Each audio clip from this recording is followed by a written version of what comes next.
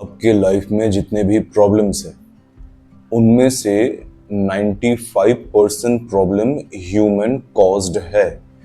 यानी कि ये इवेंट के बेस पर आपके लाइफ में प्रॉब्लम है नहीं, किसी ह्यूमन के द्वारा ही किया गया प्रॉब्लम के वजह से आप भुगत रहे हैं। अगर आप अपने लाइफ को एक बर्ड्स आई व्यू में देखेंगे, यानी कि एक थर्ड पर्सन के पर्सपेक्टिव से देखेंगे, जहां पे आप एक कैरेक्टर है और बाकी सारे लोग भी कैरेक्टर हैं, तो आपके लाइफ में जो भी ट्रॉमा, जो भी प्रॉब्लम है, वो सब चीजें किसी इवेंट के वजह से 5% होता है। यानी कि कोई बुरा घटना होना, आपका गिर जाना, आपका एक्सीडेंट हो जाना, ये सब चीज, या फिर किसी का गुजर जाना, ये बहुत ही कम होता है, रेयरेस्ट ऑफ रेयर होता है। इससे सफरिंग ज्यादा नहीं होता है। सफरिंग आपको ज्यादा होता है 95%, जो भी आपके प्रॉब्लम्स है जिसके वजह से आप इतना ज्यादा ट्रॉमाटाइज्ड होते हैं, इतना सैड होते हैं, डिप्रेशन में आते हैं, वो सब कॉज किया जाता है किसी ह्यूमन के द्वारा। अब आप सोचेंगे कि मैं तो किसी के साथ उलझता नहीं हूं। मुझे पता है आप ज्यादा किसी के साथ भी ताल्लुकात नहीं रखते हैं, या फिर एक्टिवली किसी के लाइफ में आप पार्टिसिपेट करके उसके लाइफ में प्रॉब्लम कॉज नहीं करते, तो आपके साथ ही ऐसा क्यों हो रहा है? My friend, if you are surrounded by filth, you have to tolerate the smell of it. अगर आप कचरे के ढेर के बीच में बैठेंगे तो आपको बदबू तो सहना ही पड़ेगा। इसीलिए my one and only rule, discard the people at once if he और she is not favourable for you. हम ह्यूमन रिलेशनशिप्स में काफी ज्यादा टॉलरेंट हो जाते हैं। कोई कुछ बोल दिया, हम टॉलरेट कर लेते हैं, चलो ठीक है, उसको जवाब नहीं देते हैं, वो बुरा मान जाएगा। किसी रिलेटिव ने आपका बुराई कर दिया, आपके फैमिली मेंबर्स को कुछ बुरा भला बोल दिया, तब भी आप टॉलरेट करते हैं कि नहीं छोड़ो, क्या बोले, वो सीनियर है, मम्मी पापा डील कर लेंगे, मम्मी पापा के साथ ही तो उनका प्रॉब्लम है। कोई आके दोस्त आपको कुछ भी मजाक में बोल गया, तब भी आप टॉलरेट करते हैं कि नहीं अभी कुछ ज्यादा बोलेंगे नहीं, क्योंकि फ्रेंड सर्कल मेरा बहुत ही ज्यादा इंपॉर्टेंट है। कि दोस्त को मैं अगर पॉइंट आउट करूंगा, अपना बाउंड्री सेट करूंगा, तो ये हो सकता है कि मैं अपने फ्रेंड सर्कल से ही बाहर निकल जाऊं, लोग मुझे बाहर फेंक दे। आपके गर्लफ्रेंड भी आपको कुछ भी बोल के चले जाते हैं, तब भी आप सहते हैं कि नहीं इतना तो सहना पड़ता है, हर लोग सहते हैं, मैं भी क्यों ना सहूं।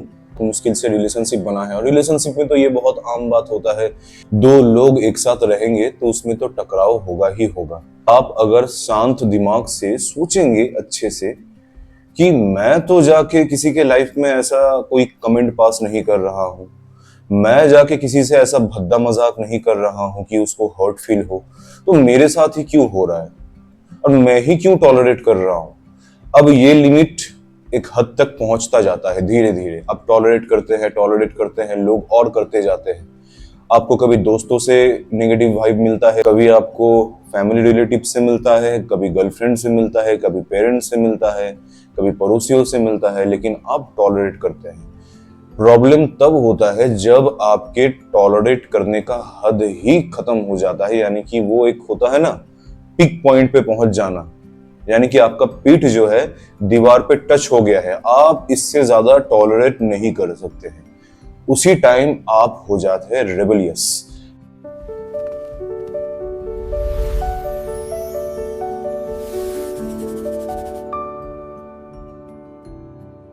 यानी कि आप एकदम एग्रेसिव होके लोगों को सुनाने लगते हैं कि मेरे साथ ऐसा क्यों हो रहा है, मेरे साथ आप ऐसा क्यों कर रहे हैं, मुझे ही हर वक्त बोलते रहते हैं, don't do this to me, मेरे साथ मत करो, क्यों नहीं समझते हो। आप लग जाते हैं उसमें कन्विंस करने के लिए। आप लोगों को कन्विंस भी करते हैं कि आपको हर्ट फील हो रहा है, आपको खराब लग रहा है, लेकिन अजीब सी बात यह है कि लोग आपकी बातों को समझ ही नहीं पाते हैं।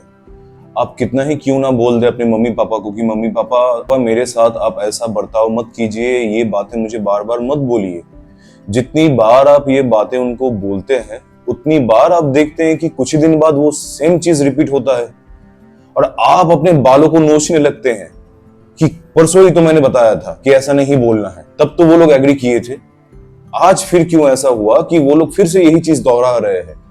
जब उनको पता है, जब मैंने उनको समझा दिया कि इस चीज से, इस बात से, इस पॉइंट से मुझे चिढ़ मचता है, मुझे इरिटेशन होता है, फिर वही मुद्दा दोबारा क्यों? क्या वो जानबूझ के बोल रहे हैं?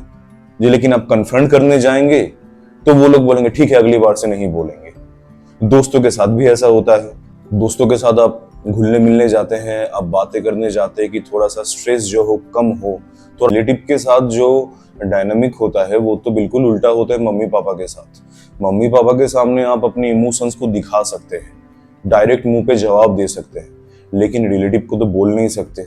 रिलेटिव के सामने आपको एक अच्छा बच्चा रहना है, क्योंकि अच्छा बच्चा अगर आप बन के नहीं रहे वो लोग शेम करेंगे, वो लोग बोलेंगे यही संस्कार तुम्हारे मम्मी पापा ने तुम्हें दिया। और आप एकदम कर्ल अप हो जाते हैं, लगता है बाप रे कैसा चीज मुझे बोल दिया। ये चीज तो जैसे एक ब्रह्मास्त्र की तरह काम करता है कि मम्मी पापा ने यही संस्कार दिया। यही सुन के आधे बच्चों का मोरालिटी डाउन हो जाता है, पता नहीं क्यों।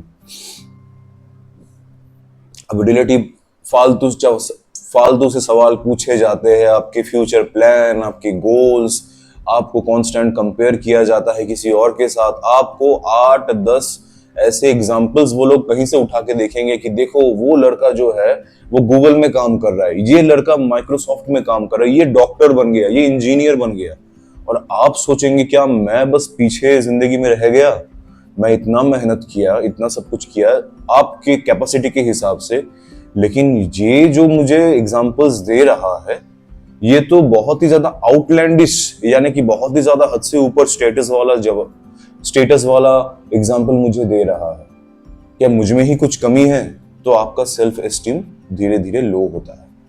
लेकिन आप चुपचाप सुन लेते हैं, जवाब तो देते नहीं है, क्योंकि आपको किसी ने सिखाया नहीं कि जवाब कैसे दिया जाता है। बाल इस तरीके से झड़े होना, बाल इस तरीके से सेट होना चाहिए, बालों का लेंथ ऐसा होना चाहिए, ड्रेस कोड ऐसा होना चाहिए, दिस एंड दैट इंस्टीट्यूट का रूल होता है। अब उस चीज को कभी भी आप डिफाई करें, एक आध चीज भूल जाए, अब थोड़ा सा लंबा बाल बना लिए, थोड़ा सा, ज्यादा नहीं, थोड़ा सा लंबा बाल बना लिए, तो आपको शेम किया जाएगा। ऐसे बाल रखोगे गुंडों की तरह और आपके बाल को पकड़ के वो लोग घुमाएंगे। और ये चीज होता है, आपको लगता होगा कि किसके साथ होता है, लेकिन होता है। या तो फिजिकली या फिर वर्बली बोल के वो आपको शेम करेंगे। आपके स्लीव्स ऊपर है, स्लीव्स थोड़ा सा रोल अप किया हुआ है, उसी से लोग ट्रिगर हो जाएंगे, अरे बाप रे स्लीव कैसे ऊपर कर लिया। स्लीव जैसे ऊपर करना तो गुंडों की निशानियां हैं। आपको एक वो लोग प्रोडक्ट की तरह ही दिखते हैं जिसमें कोई भी कमी नहीं होना चाहिए। अब बात करते हैं पर्सनल रिलेशनशिप के बारे में। आप सोचते हैं कि अब चलो ये सब जगह तो है जहां से मुझे बहुत ज्यादा हर्ट होता है, कम से कम पर्सनल लाइफ में तो अपना, पर्सनल रिलेशनशिप में तो अपना थोड़ा सा शांति मिलेगा। अब जाते हैं, बातें करते हैं, बहुत ही cool and comfortable, guard down करके ही बातें करते हैं। जब बातें स्टार्ट होता है आप देखते हैं कि कुछ ऐसे टॉपिक्स वो ब्रिंग अप कर रही है जो कि अननेसेसरी है, यानी कि उस टॉपिक पे बातें करना आपको अच्छा नहीं लग रहा। यहाँ पे बातें होना चाहिए एक दूसरे के बारे में, लेकिन बातें हो रहा है किसी तीसरे के बारे में। आप सोचेंगे अब बोले क्या। अब पूरे दिन के बाद अभी 1-1.5 घंटा ही मिलता है बातें करने के लिए, इसी 1-1.5 घंटे अगर झगड़ा कर ले या फिर कुछ बोल दे तो क्या हो जाएगा? आगे का टाइम उसको मनाने में लग जाएगा, या ज्यादा से ज्यादा क्या हो सकता है, ब्रेकअप हो सकता है। वो आप चाहते नहीं है, क्योंकि आपके पास एक ही ले दे के चीज है आपका रिलेशनशिप, जिसको आप एकदम पकड़ के रखना चाहते हैं। जैसे वो सेफ्टी नेट होता है या रोप होता है जिसको पकड़ के इंसान अपने आप को बचाता है, बिल्कुल वैसा। लेकिन धीरे धीरे आप देखते हैं चीजें जो है आपके हिसाब से चल नहीं रहा है। रिलेशनशिप में आप तो हर एक चीज का ख्याल रख रहे हैं, आप अपने पार्टनर को पैम्पर कर रहे हैं, आप अपने पार्टनर को हर रोज good morning, good night, good evening, my dear, love, this and that बोल रहे हैं, लेकिन आपके पार्टनर की तरफ से ये सब चीज हो ही नहीं रहा है। और जो चीज आपको पसंद नहीं, उन्हीं सब चीजों पे बातें होता है। अभी के टाइम पे जितने भी फीमेल्स हैं, अगर थोड़ा सा भी आप अपना बाउंड्री सेट करें तो तुरंत आपको बना दिया जाएगा टॉक्सिक मैन, टॉक्सिक माइंडसेट। तो आप अपने आप को डिफेंड करेंगे कि नहीं मैं टॉक्सिक नहीं हूं, I am a very lovey dovey person, मैं ऐसा नहीं करता हूं। आप अपना ओपिनियन सामने रख ही नहीं सकते हैं कि ये चीज गलत हो रहा है या फिर लड़कियां ये चीज गलत कर रही है। हालांकि ये टॉपिक रिलेशनशिप में डिस्कस करने के लायक है भी नहीं, क्योंकि कौन क्या कर रहा है, किसने कौन सा एक्शन लिया, किसने अपने हस्बैंड को चीट किया या फिर किसने अपने हस्बैंड को, ये डिस्कस करने का जरूरत नहीं है। लेकिन तब भी आप देखते हैं कि बाहर से जो नेगेटिविटी आता है वो आपकी गर्लफ्रेंड को इफेक्ट कर रहा है और वही टॉपिक ब्रिंग अप हो रहा है।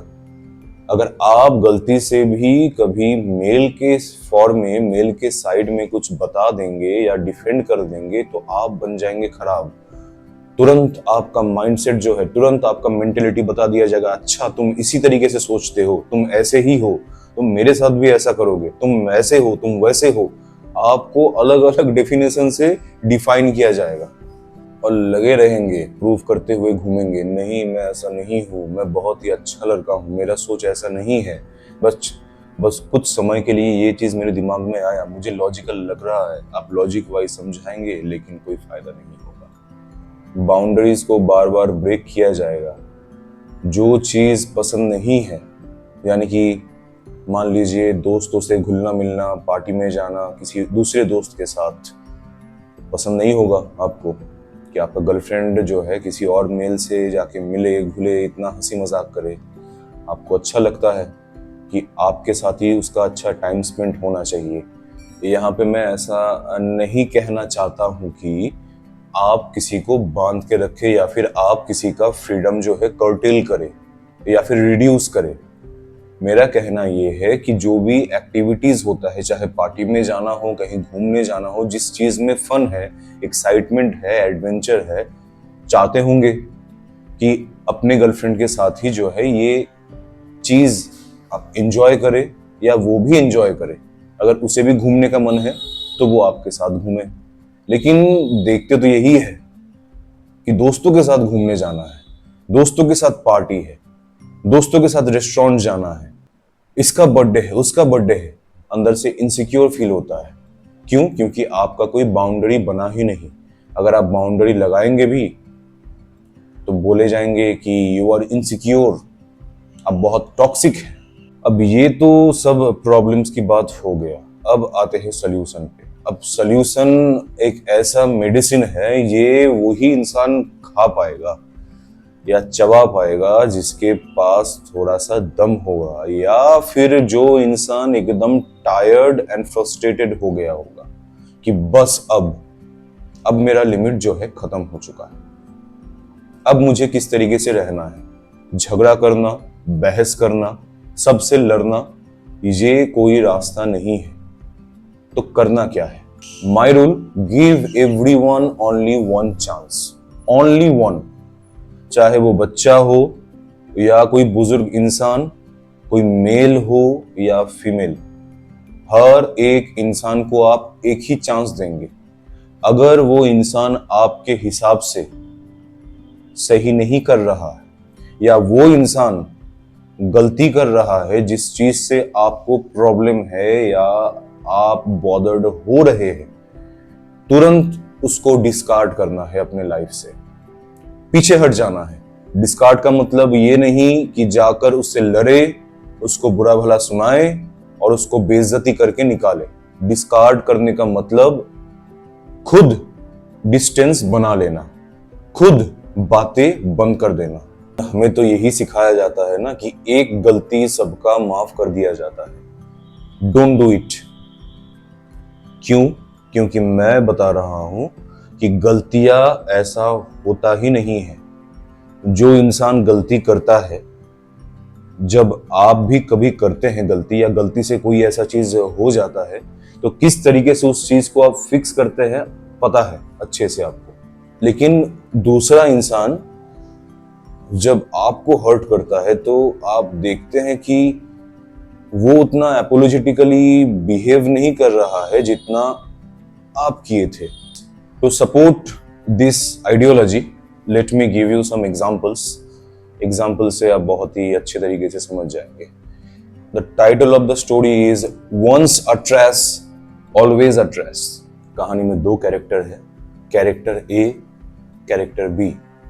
कैरेक्टर बी को बहुत ही ज्यादा पब्लिक स्पीकिंग का फोबिया है। अब एक ऐसा असाइनमेंट आया, एक ऐसा प्रोजेक्ट आया जो कि उसको पब्लिक में जाके प्रेजेंट करना है। कैरेक्टर ए सुपीरियर है, सीनियर है, उसको कोई फोबिया नहीं है। बी ए से हेल्प मांगता है कि प्लीज हेल्प मी। ए सोचता है चलो ठीक है, एक ह्यूमैनिटी के नाते मदद कर ही देते हैं। तो ए पूरा प्रेजेंटेशन बनाता है, बी को अच्छे से सिखाता है, और बस प्रेजेंटेशन ही नहीं बनाता, उसको ट्रेनिंग भी देता है कि कैसे करके प्रेजेंटेशन दिया जाए, क्योंकि ये जो प्रेजेंटेशन था ये एक बिग अपॉर्चुनिटी था। बाकी सारे लोग भी इस चीज में पार्टिसिपेट कर रहे थे, तो इसमें सबसे ज्यादा बढ़िया तरीके से बोलना, सबसे अच्छे तरीके से बोलना बहुत जरूरी था। ए जो है बी को सिखाता रहता है। वो दिन आता है जिस दिन ये प्रेजेंटेशन था। बी ने बाखूबी से प्रेजेंटेशन दिया जिस तरीके से ए ने सिखाया, और वो प्रेजेंटेशन इतना अच्छा लगा सबको कि बी जीत गया सबसे।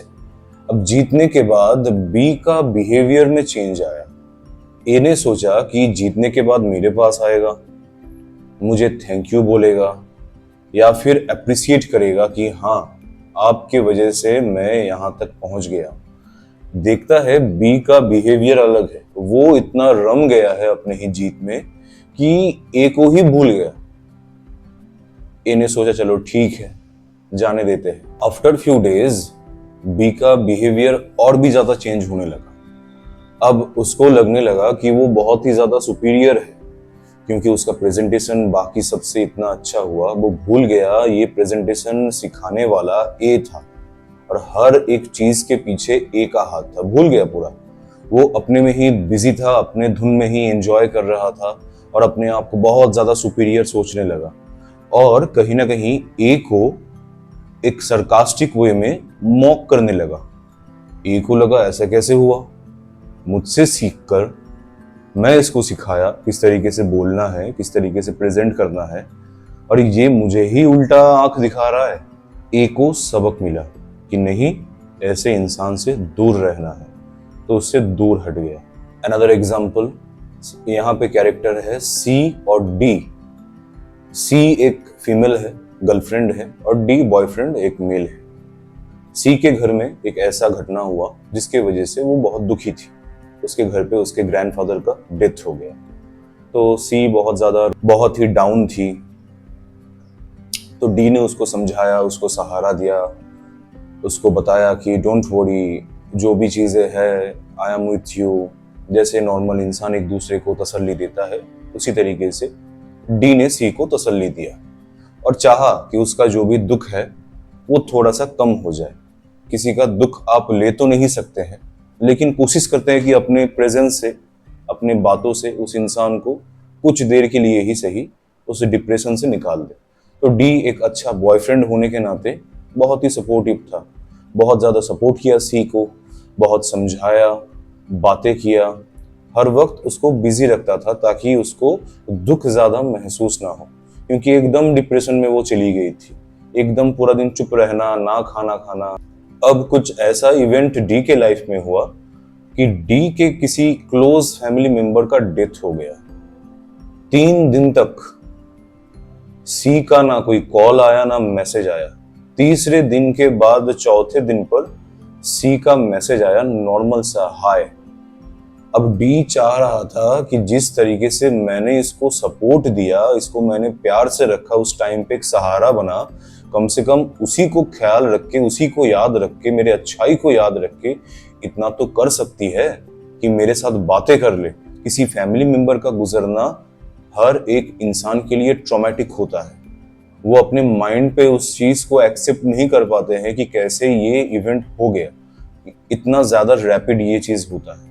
लेकिन सी का कोल्ड बिहेवियर, एक नॉर्मल बिहेवियर, खाना खा लीजिए, ठीक से रहिए, ये चीज सुनने के लिए डी तरस नहीं रहा था। डी को लगा कि वो अपनापन, वो क्लोजनेस उसको महसूस होगा, क्योंकि रिसेंटली किसी क्लोज इंसान को उसने खोया। लेकिन सी का वही कोल्ड एंड इंडिफरेंट बिहेवियर चलता रहा।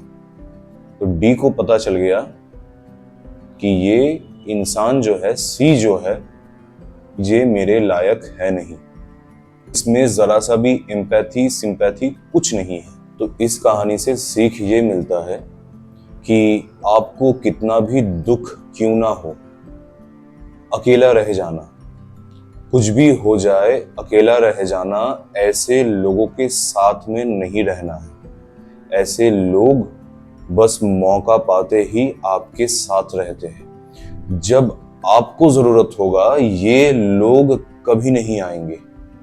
तो once a trash always a trash. अब नया रूल बना लो।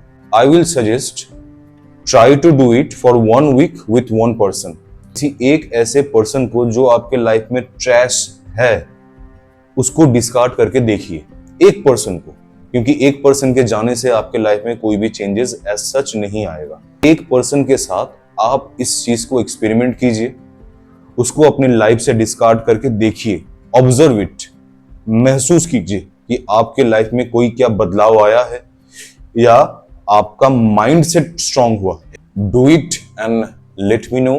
That's it for today.